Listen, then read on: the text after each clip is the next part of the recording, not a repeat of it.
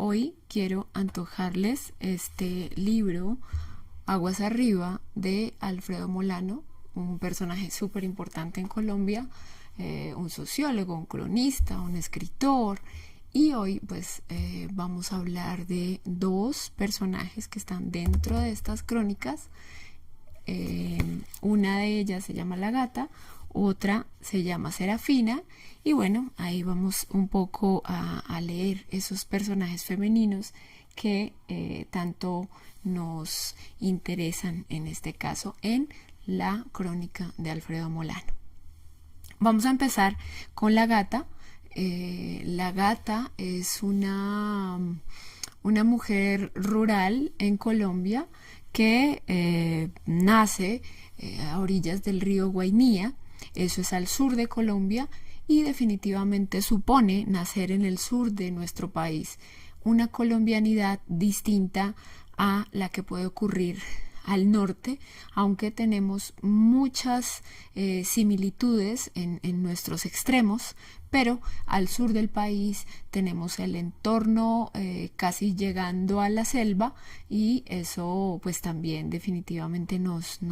ubica también en las características de las personas y en sus características emocionales de una manera distinta, ¿no? Entonces, La Gata es una mujer que inicialmente es maestra, que vive con su esposo y sus hijos, pero le ocurren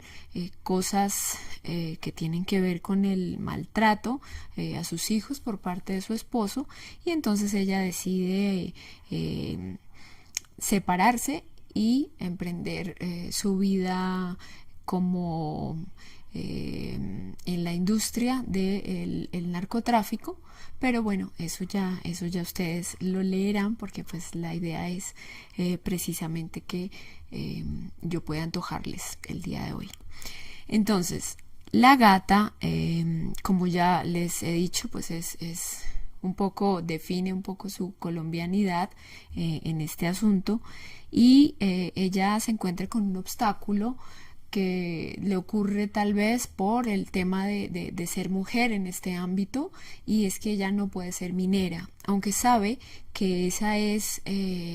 la coloca el trabajo, lo que quiere hacer, porque es por donde está pasando el dinero en ese momento. No puede ser minera porque es mujer. Entonces ella solamente se puede ir de guisa, es decir, de ayudante de la cocina, o de las personas que trabajan en la minería, o de dama, que es como de compañera de las personas que van a trabajar en eso, ¿no? Entonces es como jerárquicamente un poquito más arriba. Ella y su hermana, porque emprenden esta aventura juntas, viven una serie de maltratos que también les ocurren por el tema de ser mujeres. Por ejemplo, en uno de los trabajos que tiene La Gata, resulta que, por ejemplo, debe subir una montaña para lograr llegar a donde están precisamente las huacas, donde van a enriquecerse los mineros, y ella solamente puede acudir con hombres, y hay un momento en el que es muy fácil saber que ella podría, si fuera hombre, devolverse en cualquier momento, físicamente estaría capacitada para seguir avanzando en la montaña, pero es un momento en el que es su condición femenina la que le va a impedir, no solamente porque estará en riesgo de un ataque sexual, no solamente porque no se siente con la misma fortaleza física que tienen los mineros. Entonces tiene que aguantar una serie de maltratos que la obligan a adquirir cierto mercadeo de su sexualidad para pues estar en el negocio, ¿no? Entonces esta sería una de esas partes que vamos a nombrar de la gata. Y bueno, también vamos a nombrar un poco cómo está armada su situación mental, emocional, su psique. Ahora vamos a hablar de la mente de la gata. La gata siempre ha sufrido una serie de maltratos. Cuando empieza la historia, los vive por parte de su marido, después los vive por otras mujeres, compañeras de su trabajo, y bueno, esto también evidencia un poco como una misoginia femenina que hay allí por una jerarquía de poder en términos laborales. Allí no hay un hombre que digamos, esté presente para competir por él, sino se trata más bien de cierta competencia que les da cierta jerarquía frente al resto del ámbito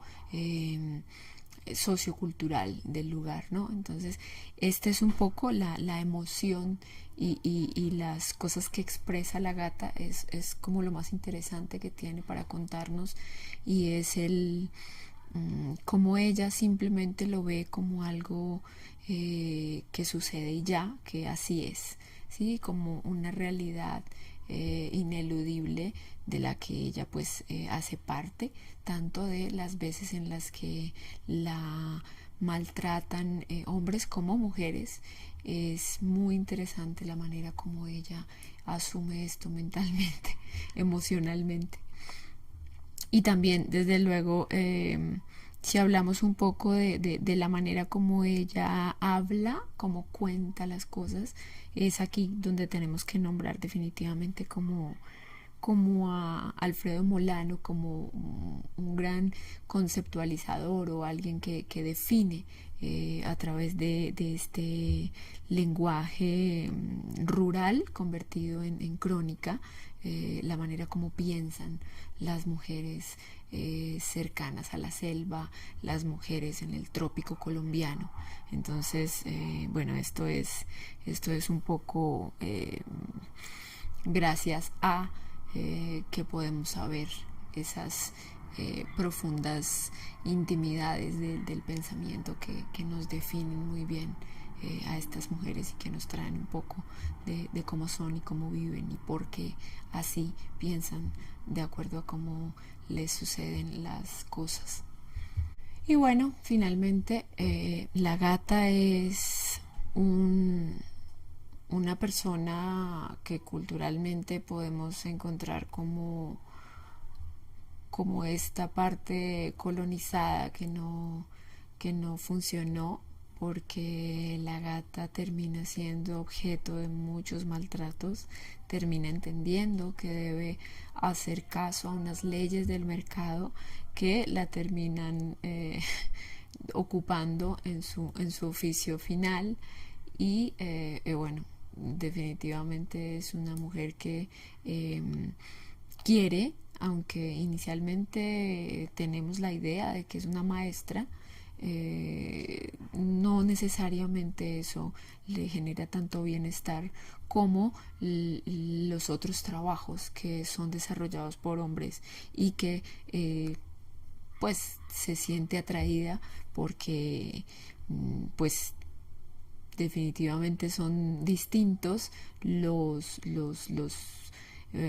ingresos económicos en la minería, en el narcotráfico, en su oficio final, y pues esto es lo que la hace participar y querer participar de un mercado económico que ella desde esa inteligencia puede asumir que es el que ella prefiere en este caso, ¿no? Entonces, bueno, pues es como definitivamente un producto cultural de pues este tipo de regiones en las que suceden cosas hostiles que hacen que las personas sean hostiles, y pues bueno, inevitablemente los mercados ilegales traerán inicialmente estas promesas que pues la gata definitivamente quiere que le pasen por las manos. Entonces esa es la gata, ese es uno de nuestros personajes de Aguas Arriba, para que se sientan como interesados por saber cuál es el final de su historia. Y definitivamente hay más crónicas súper interesantes, pero solamente vamos a hablar acá de dos crónicas que me llamaron mucho la atención, y son precisamente la gata y una mujer que se llama Serafina, que es una mujer indígena de la que también vamos a hablar. Vamos con Serafina. Serafina es una mujer indígena que nace a orillas del río Baupés y también en la misma región de Colombia, y que, por ejemplo, no puede ser líder dentro de su comunidad indígena, hacer digamos que las funciones de lo que sería un sacerdote. Ella no puede ser sacerdotisa porque es mujer, es hija de un chamán, es hija de un líder, pero nació mujer. Entonces ella no puede desempeñarse como tal, no puede heredar los conocimientos ancestrales que tiene su padre por esta desafortunada circunstancia. Y tampoco puede en algún momento de la historia enfrentarse a otra tribu, y a ella le gustaría, pero debe estar con las otras mujeres y con los niños. Entonces ella pues desde niña cuenta cómo quisiera hacer esto, pero no, definitivamente esto no puede suceder dentro de su comunidad. Y hay otro aspecto interesante, que pues eso sí tiene que ver también con nuestro pasado y con la manera como nosotros hemos asumido las lenguas indígenas, y es que ella nos cuenta que sabe 4 idiomas, porque en algún momento debe ir, cuando niña, a ser formada en una comunidad religiosa católica, en otro lugar, en una comunidad religiosa del cristianismo, pues, y ella aprende portugués, aprende desano, que es su lenguaje, y ella también sabe español y también sabe tucano, que es el de otra comunidad indígena, el lenguaje de otra comunidad indígena. Entonces también tenemos una dificultad en términos lingüísticos, porque ella no puede asumirse dentro de la comunidad como una persona que maneja 4 lenguas, que eso la tendría en otra jerarquía, en otro punto un poco más alto de la sociedad, porque en este caso son estas lenguas las que no han sido reconocidas históricamente, y entonces, bueno, pues definitivamente se ven más como algo menos que como algo como saber francés o como saber alemán. Entonces estas son sus circunstancias. Y bueno,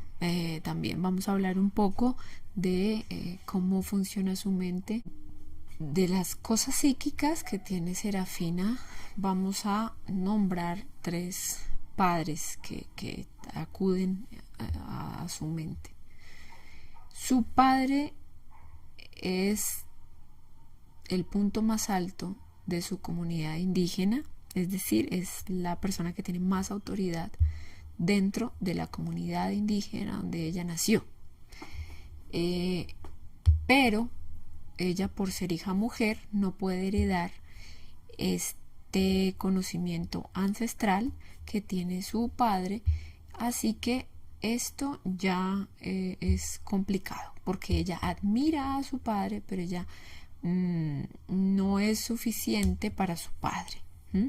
De hecho, su padre debe intentar en otro